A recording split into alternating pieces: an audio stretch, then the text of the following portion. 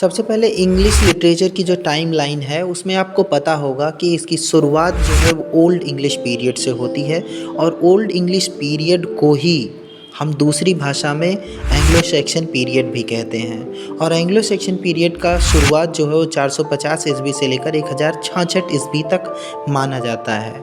और उसके बाद अगर हम बात करें ओल्ड इंग्लिश पीरियड के बाद मिडिल इंग्लिश पीरियड आता है और मिडिल इंग्लिश पीरियड के 3 भाग बनाए गए हैं। मतलब मिडिल इंग्लिश पीरियड में 3 पार्ट्स होते हैं, एक को एंग्लो नॉर्मन कहते हैं, दूसरा एज ऑफ शासर होता है और तीसरा द रिवाइवल ऑफ लर्निंग होता है। ये तीनों पार्ट बहुत ही इंपॉर्टेंट है।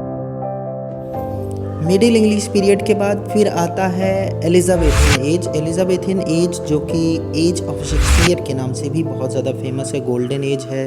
शेक्सपियर सबसे बड़े ड्रामाटिस्ट थे इस एज के। उसके बाद अगर बात करें तो जैकोबियन पीरियड आता है।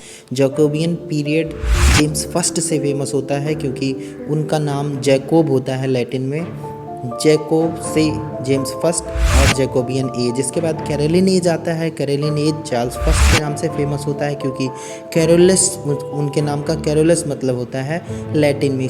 इसके बाद जो सबसे फेमस पीरियड था जिसको कॉमनवेल्थ नाम दिया गया, कॉमनवेल्थ पीरियड नाम दिया गया। कॉमनवेल्थ को ही प्योरिटन इंटररेग्नम के नाम से जाना गया। प्योरिटन इंटररेग्नम जो कि सोल की प्योरिटी को मानते थे, कैथोलिक चर्च के विरोध में होते थे। और कॉमनवेल्थ पीरियड के बाद जो पीरियड आता है उसको न्यू क्लासिकल पीरियड कहते हैं। न्यू क्लासिकल पीरियड में 3 सब कैटेगरी आती है, जैसे कि रेस्टोरेशन पीरियड। रेस्टोरेशन पीरियड के बाद अगस्टन एज आता है जिसको एज ऑफ पोप भी कहते हैं। और दूसरा है एज ऑफ सेंसिबिलिटी जिसे एज ऑफ मिस्टर जॉनसन भी कहते हैं। तो ये तीनों पीरियड काफ़ी इंपॉर्टेंट है।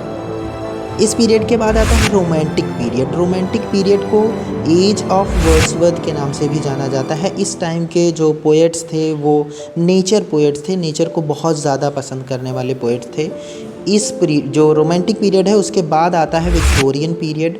विक्टोरियन पीरियड के अंतर्गत ही 2 और पीरियड आते हैं जिसको प्री राफेलाइट ब्रदरहुड कहा जाता है और दूसरा है एस्थेटिज्म एंड डेकेडेंस। एस्थेटिसिज्म एंड डेकेडेंस ये दोनों काफ़ी ज़्यादा महत्वपूर्ण हैं। इसके अंतर्गत आने वाले राइटर्स को हम लोगों को पढ़ना चाहिए। इस पीरियड के बाद एडवर्डियन पीरियड आता है जो कि 1901 से 1914 तक चलता है। जॉर्जियन पीरियड आता है 1910 से 1936 तक के समय में चलता है। मॉडर्न पीरियड फिर स्टार्ट होता है जो कि 1914 से लेकर 45 तक के बीच के समय को मॉडर्न पीरियड कहा जाता है। और इन सभी से परे मतलब इसके बाद जैसे कि मॉडर्न पीरियड के बाद इंग्लिश लिटरेचर में स्टार्ट होता है पोस्ट मॉडर्न पीरियड।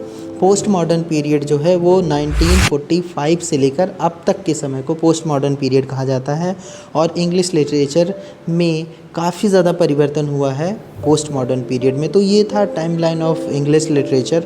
मुझे लगता है कि आप लोगों को पसंद आया होगा।